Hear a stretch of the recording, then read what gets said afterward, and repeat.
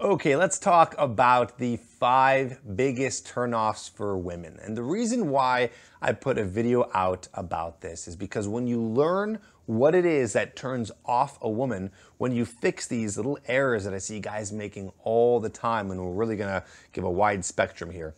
When you fix this, what ends up happening is you actually end up turning a woman on. So it's not like you fix the turn off and then you're back to neutral. No, it actually is gonna turn a woman on when you don't do these few things. So make sure that you're taking notes because there's a lot of details I'm going over for this one, and this is gonna be super helpful. First, let's talk about physical traits. Now, I could go on and on and on. I can give you a whole laundry list of things that you need in terms of physical traits.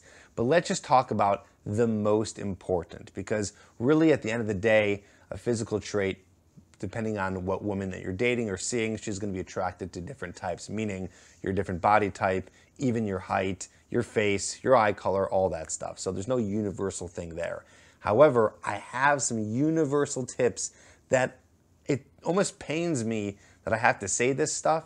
It's very common sense, but it's a reminder to the guys who are not doing this and they're making these big errors. And if you just fix these things, it's going to turn a woman on because you have them fixed. So what are they? Well, the big overall idea here that I'll be talking about is unkempt hygiene. This is huge. Guys can make these small little errors and completely turn a woman off. So what are we talking about here? We're talking about what a woman smells when she's around you. So we're talking about your breath. We're talking about your potential BO. We're even talking about your scent in general. So hopefully you have some sort of cologne. Even if you don't have cologne, at the very, very minimum, you have to be wearing some sort of deodorant. What else is related to hygiene? I mean, I'm not going to sit here and tell you you should be showering every day. I'm just going to be assuming that you are, right? So you make sure that you're not going to have that body odor, even if you're using the deodorant, which is just covering up a bad smell. Hopefully you already smell okay. In terms of breath, just make sure you have some mint, some gum. Some people have really chronic bad breath. If that's an issue, you might want to see a doctor about that. But you are going to be with a woman up front, very close. You're going to be on dates with her. You're going to be kissing her. You're going to be having sex with her. If your breath is bad, it's going to completely ruin the experience, and it's such an easy thing to fix. Okay, so more things about hygiene. Make sure that your feet smell okay. Make sure that you don't have holes in your socks, right? Because even if your feet smell okay and you have a hole in your sock, it just looks dirty, right? So your appearance shouldn't look dirty. The only exception is, as I know these days, what's in style is ripped jeans and sometimes holes in shirts. That's part of the fashion. But if it's not part of the fashion and it just looks like an old thing that you wear, it looks like you're not hygienic. It looks like you're dirty. Another thing to go along with this is your fingernails and your toenails. Make sure that they are clipped so that there's no white in there, or at least very, very little white. And the reason why you want to do this is because it's very easy to get a lot of dirt in your fingernails. Super easy. Doesn't even matter if you work an office job, you're gonna get dirt in there. And so the way to keep the dirt out instead of having to always clean it out is just keep your fingernails very short. It looks very hygienic. It looks very clean.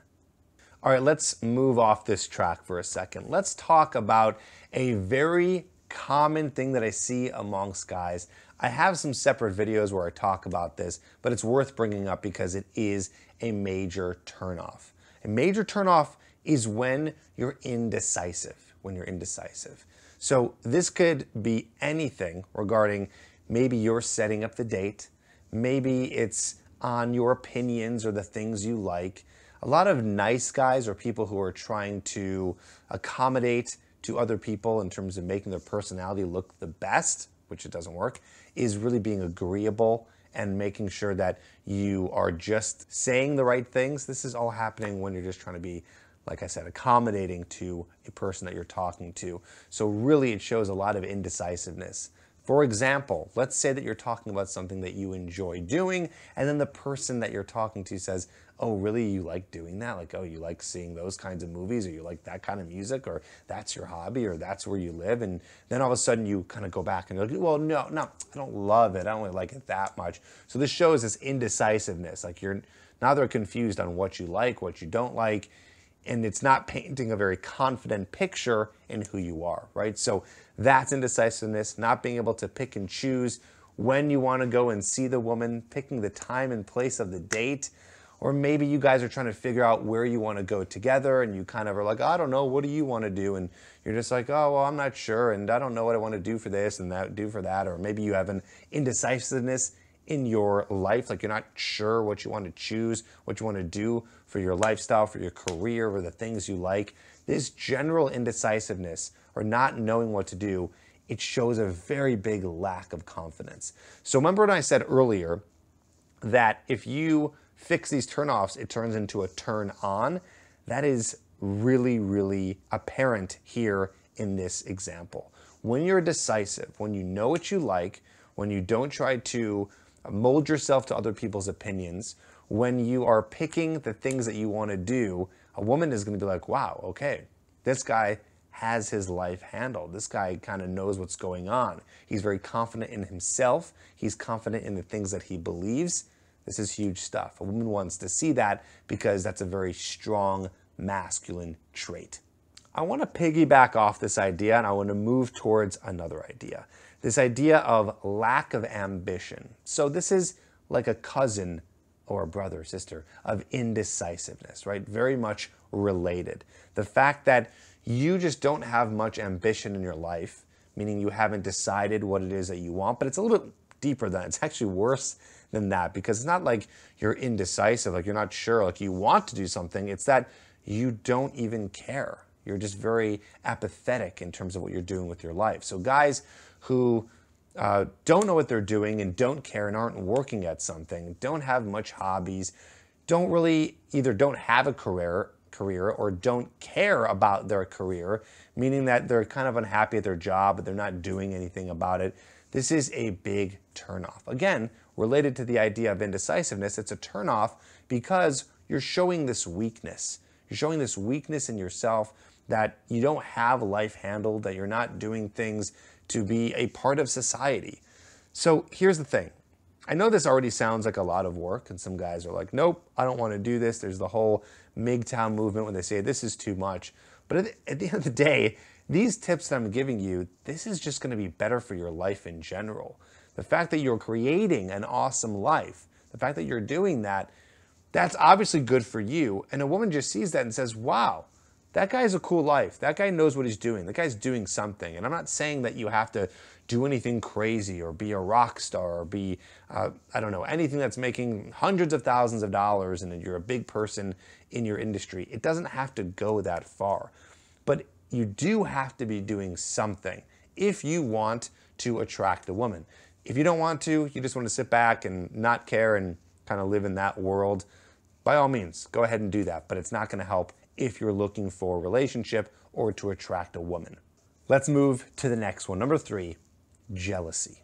Jealousy. And this is an interesting topic because guys hear jealousy and immediately, at least this is what I think sometimes, right? I think jealousy, I think relationship, right? I think that jealousy only occurs in a relationship when you have a girlfriend or when you're married, whatever.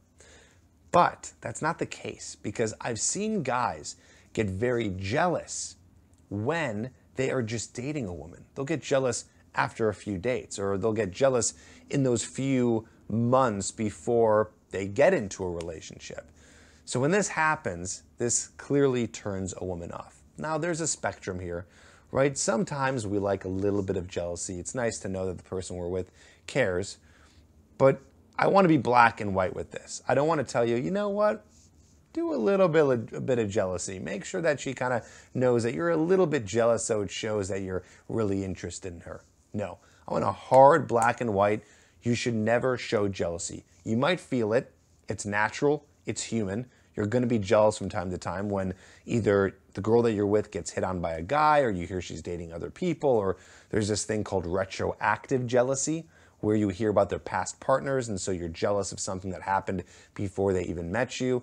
Whatever. It's going to happen. It's fine. But it's what you do with that emotion and that feeling inside of you. What most guys do is they act on it. and they can't control themselves. So they will act jealous. They'll question the girl. Who are you with? Where are you going? What person were you with? Did any guys hit on you? What happened? How many people have you slept with? Are you talking to any guys? Who's this guy friend? Who's this coworker? Questioning, questioning, questioning. Even if you're not doing it in that tone that I'm doing it right now, you're still, doing it in a way that's showing like you're interrogating her. No woman wants to feel interrogated. So why this is a turnoff is because when you show jealousy, you're basically showing insecurity. That means that you're showing her that you don't think that you're good enough, and you think that because you don't believe you're good enough, that any little thing with another guy is going to make her leave, okay? Here's the quick reality check. You showing jealousy or questioning her or getting information is going to do nothing but harm it, right? It's going to show insecurity. It's never going to contain or help her stay. If she wants to leave you, date someone else, cheat on you, break up with you, she'll do it. So you kind of have to accept the fact that if this goes down, then it's going to go down and there's nothing you can do about it. Acting jealous is not going to help. Now, what I want you to do is I want you to start being secure in who you are, okay? If you're dating a girl and she's interested in you and you guys are going out and you're having sex, or even if you're in a relationship with the girl and it's going well, then that's great. Everything is going to the plan. Then she likes you. A woman has to really have a lot of issues in the relationship or the dating process itself to really go off and do that. Of course, yes, there's exceptions. Women can still cheat. They can still go off and whatever, maybe fall in love with someone else. But if things are going well, and included in this, meaning you're not showing jealousy, then you have a higher chance of her staying with you, being with you. And of course, if she ever does leave, then who cares? Bye-bye. She wasn't worth it to begin with. But being jealous or showing that jealousy is never going to do anything but hurt it. All right, let's move on to the next one. Next is this concept of friends, having friends and spending time with friends.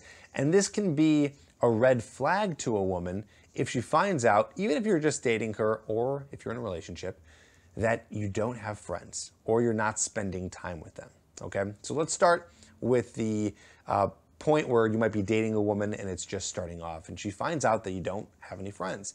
Well, this is a red flag, right? I would think it's a red flag anyway. If you meet a girl, you find out that she doesn't have any friends, right? It's a normal thing to be socializing, to be interacting with people. So if you're a loner and you don't have anyone around you, maybe there's a good reason for it, but she's not going to take it like that. And plus, I'm encouraging you anyways in this video to make friends and be with friends, because relationships that you have with people is going to be the best for your happiness. There's been a lot of studies done on this where you having people in your life and relating to people is going to make you more fulfilled, right?